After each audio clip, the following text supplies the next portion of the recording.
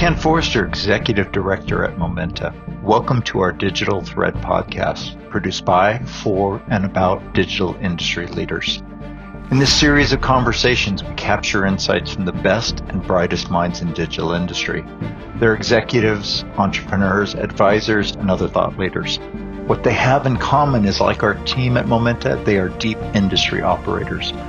We hope you find these podcasts informative, and as always, we welcome your comments and suggestions.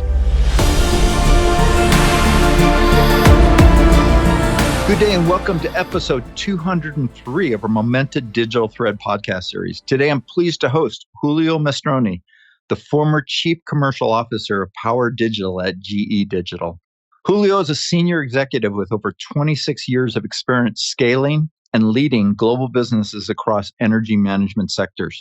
From decarbonization and electrification to decentralization and digitalization, Julio has become a trusted advisor to many in the industry as companies and governments outline paths to achieve more sustainable, competitive, affordable, and dependable uses of energy. Julio most recently served as the Global Chief Customer Officer of GE Digital Power Generation. Prior, he held leadership positions in diverse GE energy businesses spanning from technology ventures and product development to the introduction of new business models and leading large global operations. Born in Italy and educated in Argentina, Julio has worked over 17 years in the US and is now based in London. Julio, welcome to our Digital Thread podcast. Hey, Ken, great to be here. Great to have you. This is obviously a very important topic when we talk about energy and decarbonization and net zero and everything that goes with that. So I'm really excited to have you. As you know, we call this the Digital Thread podcast. And so we always like to start asking, what's your digital thread? In other words, the one or more thematic threads that define your digital industry journey. Yeah, so my digital thread, I think, is probably shared with a number of other people like me. For the last probably 10, 15 years, I've been engaged in deploying digital solutions and trying to make sense of data. I think, if I have to mention a few key elements of a digital thread, I think I have to start with the proliferation of lower cost and better sensors. I think that really enable the ability to track failure mechanisms and performance of equipment, really understanding whether equipment is working too close to the boundaries or there is some level of conservatism.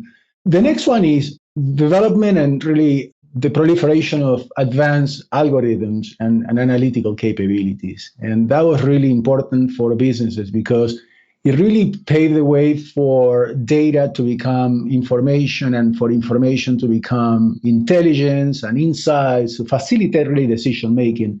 And the last one is the ability to democratize data that came with cloud computing and cheaper data storage type capabilities. I think data was limited to certain facilities or certain organizations. And with cloud computing and storage, I think a lot of that data and information was cross-pollinated across businesses. So these three combined, the sensors, the algorithms and analytics and cloud solutions, I think they help redefine life management for assets, for physical assets. And I think this is quite relevant for energy companies.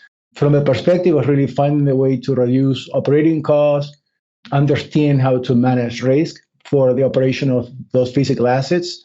And then equally important is the ability to understand what I call the art of the possibilities on how equipment can be operated to generate revenue for the business.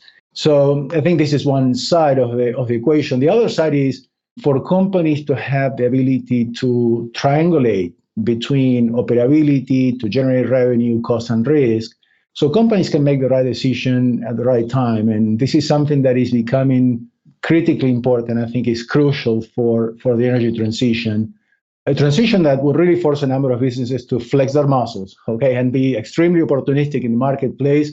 So the ability to make the right decision at the right time to capture market opportunities will be one of the important things that will dictate whether companies will succeed or not through the energy transition. And Ken, this might sound a bit provoking, but in the last number of years, I'm still seeing a number of businesses that are really not embracing digital transformations And they're just trying to digitize adjacent and non-core areas and do pilots before embarking on a meaningful transformation. And I think, the energy transition, the clock for the energy transition, I think, is ticking, and there is an urgent need to really retool operations for many businesses. Yeah, no, I agree with you on that latter matter. It reminds me that back in COVID, when there was this meme floating around LinkedIn that basically was this checklist: who's leading your digital transformation? CEO, option one, option two, CDO, option three, COVID. and in essence, COVID drove a lot of digitization of at least, remote working, if you will, and remote asset management, much more so than probably would have been the organic approach. And I sense this is the same thing is happening in energy now, especially post the Ukrainian conflict there. So all of that to say, I'm really glad we're talking today, because I think, I know you've been a lifelong practitioner in energy. And what I appreciate, leadership roles in both the physical and digital assets, asset businesses that go with it. So let's jump into that. What's your view on the ongoing energy transition? I mean, I'm really excited by just being a participant in the energy transition. I think the next probably decade or two will be seen in history as, pivotal moments. It's an inflection point, a moment that will reshape really the landscape of geopolitics as we know them. And the geopolitics today are largely defined by sources of energy. So the source of energy and the independency of energy sources will be really reshape the forces in the market to a large extent. And personally, I'm extremely happy to be, as an engineer and a business person, to be part of it. Okay, I think I'm happy to be alive. Okay, this time in history, and contribute to the extent of the possibilities for the deployment of new technologies, for the proliferation of cleaner alternatives to the way we consume, store, generate electricity, and manage energy in general. So this energy transition, I think, will hopefully mean a significant reduction in the use and the economic dependencies on fossil fuels, and specifically, the combustion of oil and coal and gas and a number of other derivatives. I think this is quite interesting. The combustion could, to a large extent, become an old-fashioned word as other cleaner and lower-cost electricity-based technologies emerge and proliferate in the market. So just look at what's going on with the electrical vehicles versus the ICE vehicles, the internal combustion engine vehicles. EVs are not just cleaner, but will be cheaper to own and will really play a critical role in energy markets, with potential to really redefining the energy management space with tools and concepts like V2H, which is vehicle to home, or vehicles that provide power for our households, or vehicle to grid, which is when vehicles really provide electricity back to the grid, or just as transportation as a services driven by the autopilot and a number of different automation type activities and technologies that companies are developing. So it's really exciting times. You mentioned geopolitical forces. Let's click down on that one. What are the key competing geopolitical forces, and I should say imperatives, in the energy markets? Yeah, so I will say sustainability is really the core objective of the energy transition and really the driving force. But deciding on a transition roadmap is going to be something unique to every country, and probably one of the most complex decisions countries will need to face. It is not as simple as just deciding to deploy renewables and storage technologies and carbon capture and hydrogen and a variety of other technologies into the roadmap. This solution is going to need to be a well-crafted compromise that looks into a number of different factors with really strong interdependency. From one side, energy in general, but electricity in particular, is going to need to be competitive for businesses. And why competitive for businesses is because if you look into manufacturing for the last, 100 years plus, the location for manufacturing has primarily gravitated towards areas of lower labor cost. But with all the AI development and automation, that automation will make electricity become one of the key elements of manufacturing costs, even beyond labor costs. So companies will likely transition their manufacturing facilities to countries where lower cost of electricity exists. So competitive supply of electricity is becoming really, really important on a geopolitical level. The next one is affordability for people. That's for obvious reasons. The next one is accessibility for all, we still have about 800 plus million people on a global scale that don't have access to electricity. And the last one is the dependability, the availability and the reliability of electricity and energy sources with adequate reserve margins and reduced dependencies from external supplies. So I think it is really fascinating to see how more than fossil fuels, mining and the capability of processing natural resources like nickel and copper and cobalt and lithium, etc., are becoming really stronger sectors that will need to reshape the geopolitics in the future in a similar fashion to what fossil fuels have done today. We've often discussed what we call the 3 Rs that are most impactful for us: remote asset management, resilience, and renewables. The latter two of which directly impact Europe, given Russia's illegal, immoral invasion of the Ukraine. To what degree are these trends driving future business, especially in energy? Yeah, I mean, you mentioned the conflict in Ukraine. I think, if anything, the conflict has amplified really the need to accelerate the energy transition across Europe. And it really has exacerbated the need for energy independency. And the situation is becoming really a clear example for many countries of the important strategic nature of renewables and the need to diversify energy supplies and reserves. Specifically from an from an asset management standpoint, I will say what's interesting is that for every conventional, which is nuclear, coal, and gas fuel power plants that shut down, there will be hundreds, if not thousands, of pieces of renewable equipment, whether centralized or distributed. And how those assets need to be managed is going to be significantly different to the way we manage conventional power generation. So renewable equipment is orders of magnitude simpler than conventional facilities. There are less moving parts. The pieces of equipment that make up a wind farm or solar facility are identical and repeat in the tens, if not hundreds. The failure modes that need to be monitored are a fraction of what we need to monitor for a nuclear facility, coal and gas power plants. So renewable assets are really simpler to manage from a cost and risk perspective compared to conventional plants. But the complexity really comes from the need to orchestrate their use given the exponentially higher number of those assets that need to be managed, and given their variable nature in the way they produce electricity and the way they contribute to a grid that's going to become soon bidirectional. The flow of electricity that has historically gone in one direction is going to be coming from consumers to the grid and from the traditional power generation back to the grid. So the complexity is going to increase exponentially.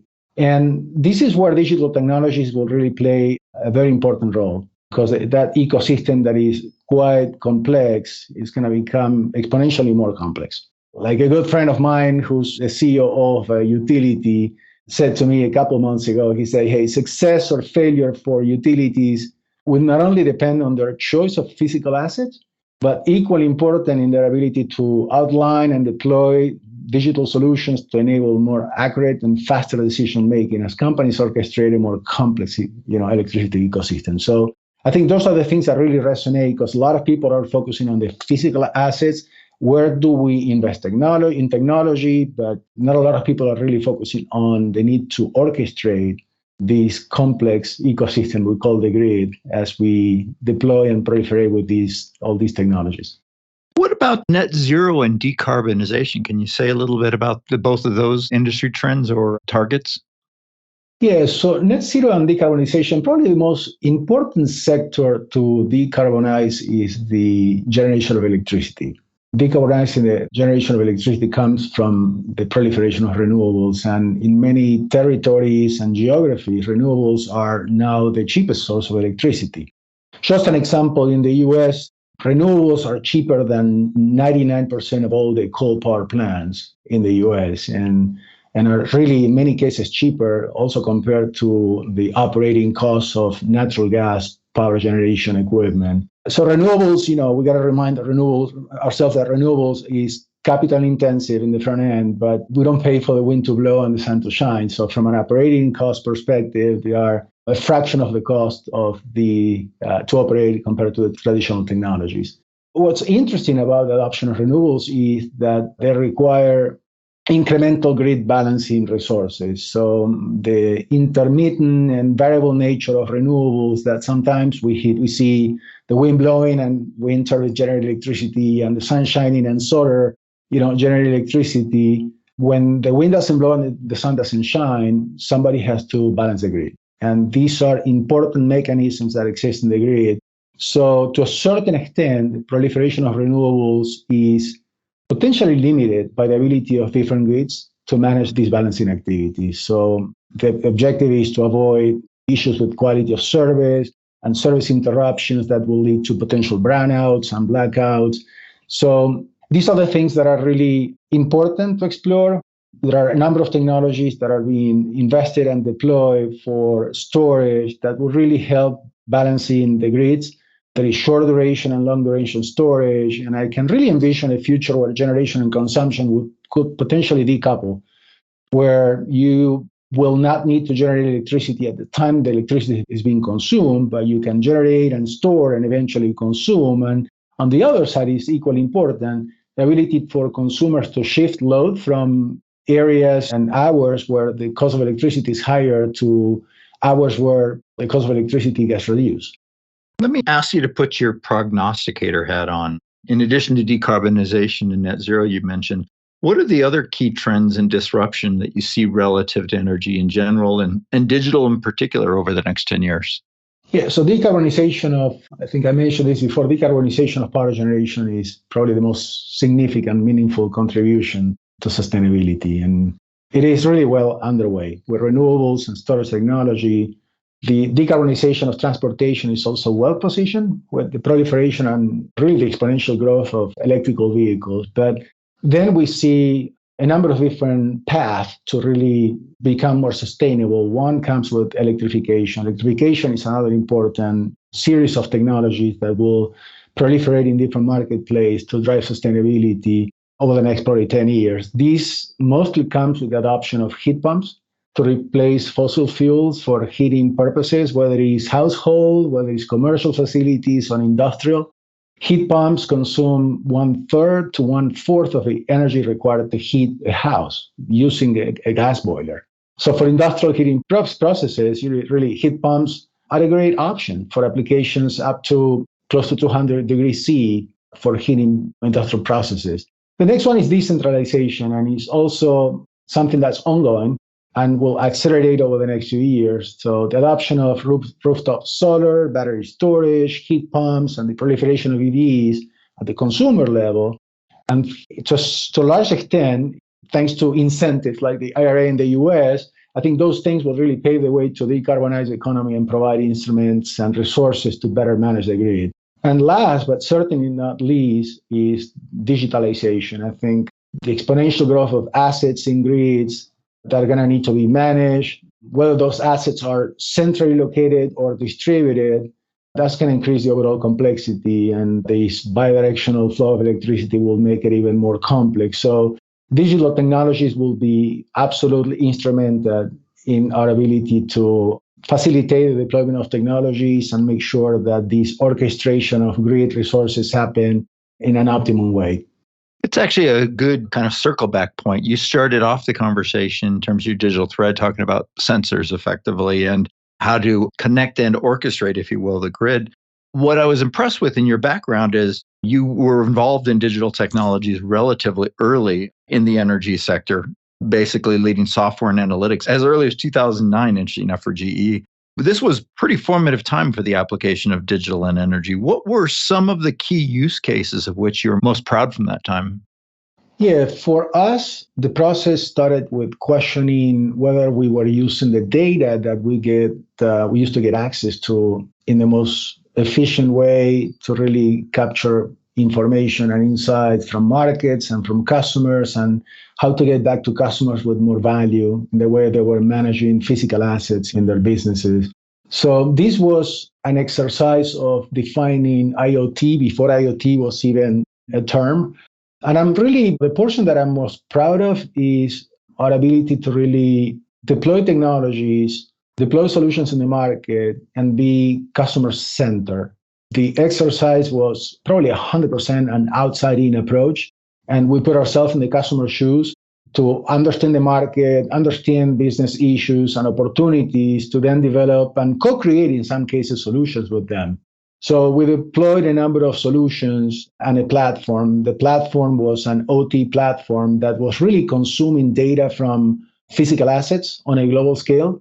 And that platform had a number of applications that were embedded in the platform that were really capturing data from operating assets and turning data into information to really have better visibility to manage risk, understand operating profiles, and really support customers. Part of the interesting things that we did is we created a benchmarking type tool where enable people to understand how their assets were performing relative to other similar assets in the industry. So I think it was an important moment, not necessarily from a revenue standpoint for the company. I think it was minuscule, really, in the context of how big GE, is.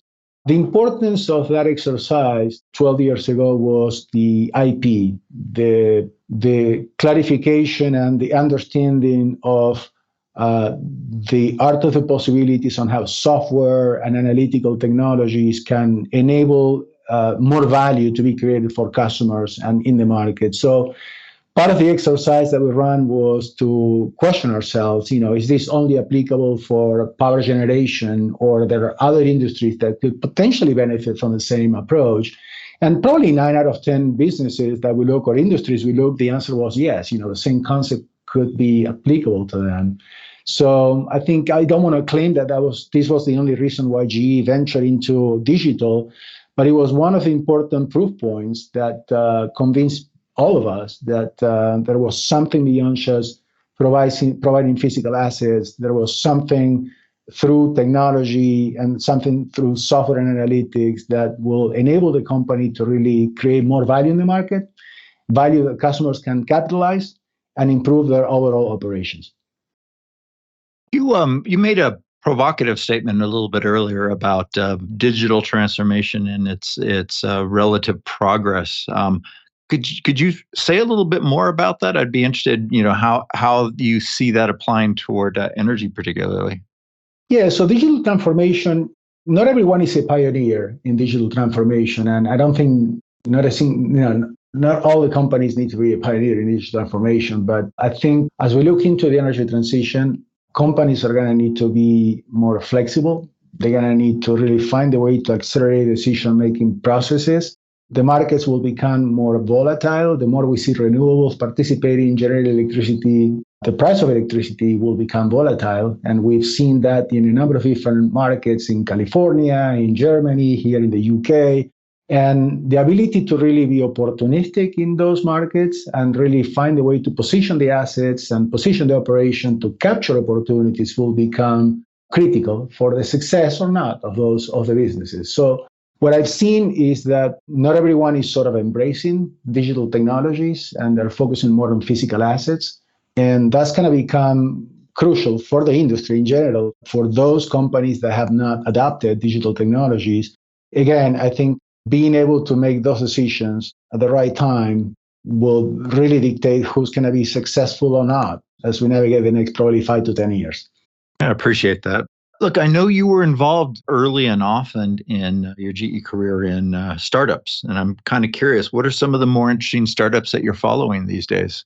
Yeah, there are proliferation of startups, so it's almost impossible to mention all of them. There are a number of different things that are really fascinating to me these days. One side is on the retail, as companies face consumers, and consumers will be called prosumers because they're going to have the ability to really decide when to consume, when to store, and when to give electricity back to the grid. And there are a number of different companies that are exploring the market, developing technologies. I don't know if those are necessarily startups. They were probably startups a number of years ago, but what I'm fascinated on the retail side, just to mention a couple from here in the UK, I really love what Kraken, which is owned by Octopus, and Calusa, which is owned by Ovo, are doing from a retail standpoint, managing the interface with consumers and supporting grid operators. I think they have platforms that can become important for the retail business, But I think the opportunity for these companies is to really extrapolate and really explore markets on a global scale. In a summary, is how to replicate what they're doing with their utility and retail portion of the business and offer the same solutions on a global scale. I also like, what Piclo is doing here in the UK too, with flexibility markets and how to tap into a number of different resources that were not available for balancing markets and flexibility. So Piclo is one of those companies that I had a few discussions before, and I'm tracking their progress. I'm also really interested on storage, specifically on long duration storage. The shorter duration storage is dominated mostly by hydro pump and lithium ion batteries, but really interested in long duration storage that can provide power for days, if not weeks. And I'm following a number of different companies. If I have to mention two of them, the first one is Form Energy. I think they have a really interesting technology with multi-day storage, iron air batteries, which is low cost and high discharge efficiency. The second one is a really early stage company. It's called Noon Energy. And again, similar long duration storage type technology with low cost, with dense batteries and really good discharge efficiency. So I'm going to be following up on their progress and try to see where the startup is going and how the technology is really expanding in the market. And then on the digital side, I think there are too many to mention, to be honest. I think there is probably one that I will say is, again, very, very early stage, and it's called Molecule Systems. Molecule Systems has quite promising edge computing capabilities with flexible architecture and really easy to deploy and manage. And I mentioned Molecule Systems because I feel the future is going to depend on not only cloud computing abilities, but also edge computing type capabilities. I think the ability to connect different energy resources from a household, whether it's a heat pump or charging an EV or air conditioning and heating for the house, I think is going to depend on a number of edge computing type capabilities to really connect the dots and make sense of all the data that's coming and the interaction between edge computing and cloud computing to really optimize the energy management space. So Molecule System is really, really early stage, but one of those companies that I feel that can play a significant role in the market. Excellent. We will certainly check them out. So knowing that you've recently left your role with GE, what's next for you? Yeah, I worked with GE through the end of 2022, and I'm now in the market. So I'm looking at spending really time and evaluating the next chapter in my career, looking at consulting, which is quite an attractive thing, something that I've done without necessarily calling myself a consultant, but something that I've done through probably the last 10 plus years. And on the other side, I really feel the opportunity to collaborate with private equity and venture capital type companies. Through my career, I have scaled startups and I have run large operations. I restructure businesses. I understand how to really connect the dots. And I want to bring my 2 cents into the way private equity and venture companies are exploring the marketplace and deciding where to invest or not and how to operate those businesses to really scale those businesses in the marketplace. Well, it sounds like you're in the right place at the right time with the right skill set and relationships. So I'm sure there'll be lots of opportunities popping up. And even I think Momentum may have an opportunity to engage you. So in closing, I always like to ask, where do you find your personal inspiration? I'm probably consuming a lot of content and something that is not new. I've been sort of dedicating time trying to understand where disruption could come from, trying to see around corners and trying to understand what are the technological forces and the business models that will really disrupt businesses as we know them.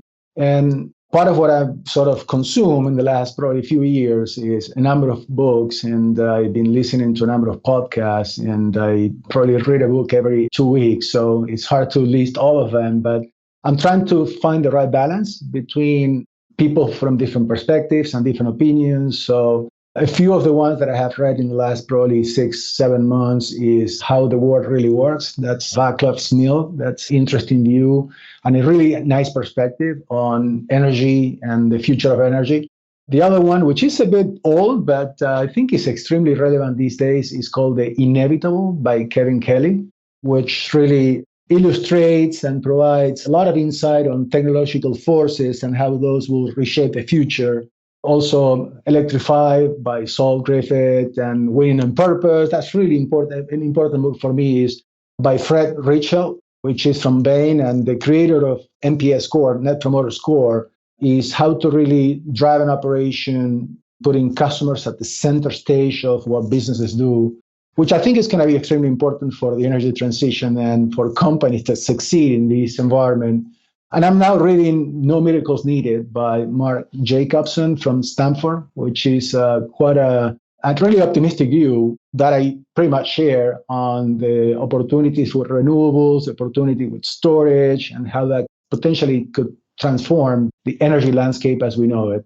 And podcasts, I'm listening to a number of them. I'm very much into sports and running and swimming. So every time I go and do sports, I put my headset and listen to podcasts. So I'm consuming The Catalyst, The Carbon Copy, The Interchange, and Columbia Energy Exchange. I think those are the few that I listen most frequently.